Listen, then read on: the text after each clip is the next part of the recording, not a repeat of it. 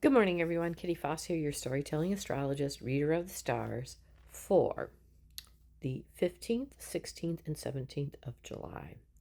So, the 15th of July, we had a moon in our Leo placement, and that Leo placement was very important for this moon as it aligns. Here's that word again: align, align, align, as we get ready for this Bareboats big cradle that starts on the 19th, where we're really talking about a major shift and alignment. It's very interesting what's going on in the news, very interesting what is happening, and the lines that are being drawn about humanity. Where are we evolving to? What are we doing? I'm actually traveling right now.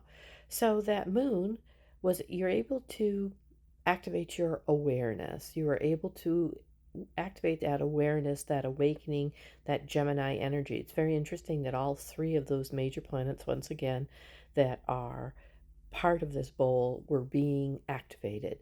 There was a trine happening with our Neptune energy, which is asking us to be very responsible.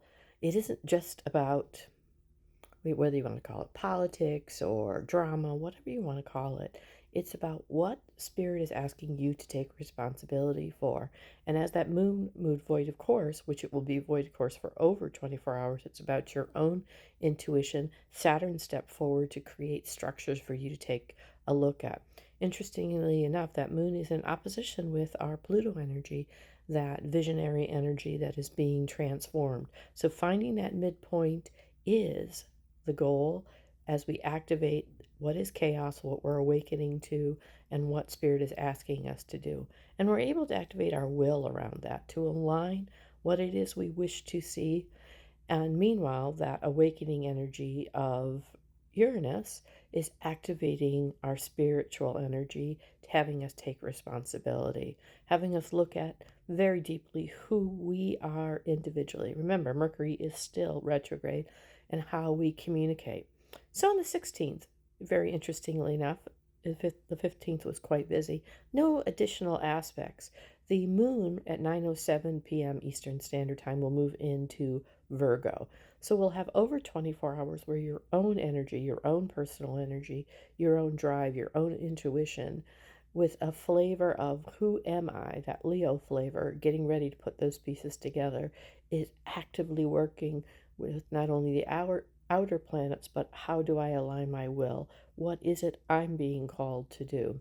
And then on the 17th, that moon in Virgo, all those little pieces together, isn't speaking now about your responsibility or your structure. It is asking for some discernment about what you have awakened to and what you're taking a look at. So, as that moon in Virgo is not working with our spirit energy, it's not working with our Pluto energy and visionary energy, it is conjunct our Venus energy about putting together what it is that is important, what's about our balance, what's about beauty, harmony, and what do we truly cherish. I continually hear these statements, which isn't something that usually goes through my head.